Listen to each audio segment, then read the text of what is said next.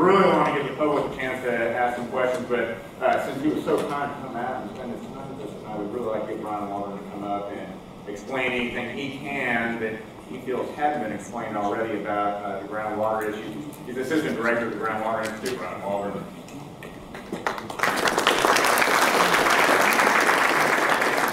I'll be very quick to give you an opportunity to ask questions.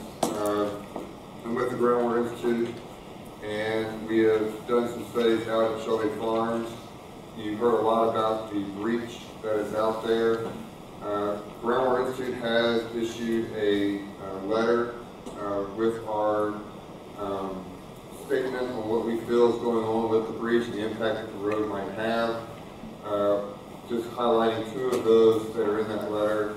The first piece is that the breach that you saw, what it is that the clay that protects our groundwater supply, our drinking water supply, has a hole in it.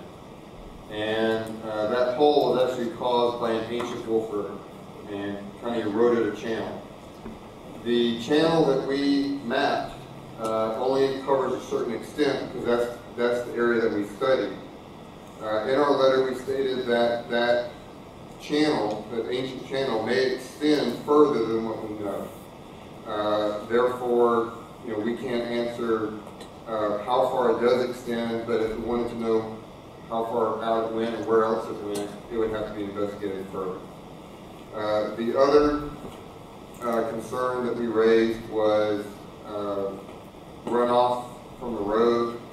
Certainly an acute spill, something that happens real quick, like a tanker spill, those are cleaned up rather quickly. The passive pollution or water quality issues from runoff, we mentioned that it needed to be addressed.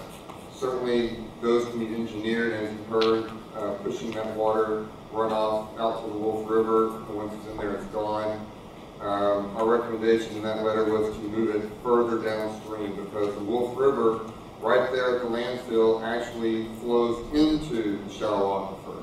It locally loses water into the system. So the Wolf River gives water into the shallow aquifer, it goes underneath the landfill, and then down into the breach, and on into the sand.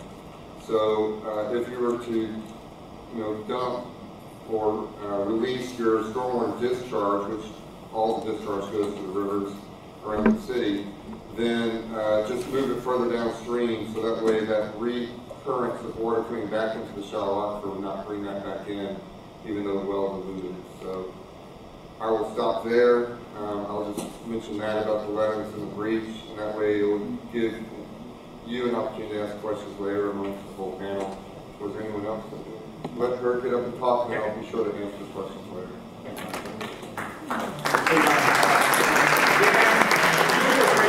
Run away to do family duties, and now she is back. Greg Elliott, can you come up here and just tell us what you think of the neighbor on Whitman Road? Yeah, this is really, really brief. Okay, I live north of the park, and I don't presume to speak for everybody, all my neighbors. I talk to my neighbors about this issue, but in general, my neighborhood, which is Shelby Place, and there are two other neighborhoods immediately north of the park, I know that it's about 9 years old, and our neighborhood association, when it was first forming, did like a survey of people who were moving into the neighborhood and found that something like 90% or even more of the people that chose to move there listed proximity to the park as one of their reasons for living there.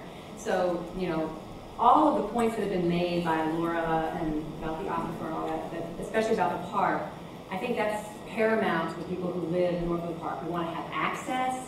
We want to make sure that all the plans for improving access for the neighborhoods in the north aren't impacted by this. We want to make sure that the pastoral, beautiful character of the park is maintained and improved.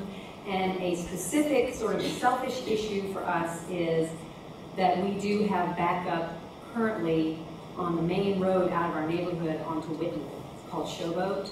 And at rush hour, it's really hard to get, people are courteous and they let each other in, kind of like they do on Farm Road coming out of the park. But I have no idea, I have no way of judging what this new road design is going to do to that. I don't know whether having the traffic light there is going to make it better or worse or maybe the same, but that's just an issue. So that's all.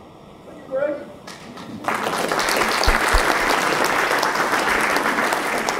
All right, now the library can give us just about exactly 20 minutes to get all our questions out, so if we can all not double up on them, take turns nicely, and we'll see if we can make it through this.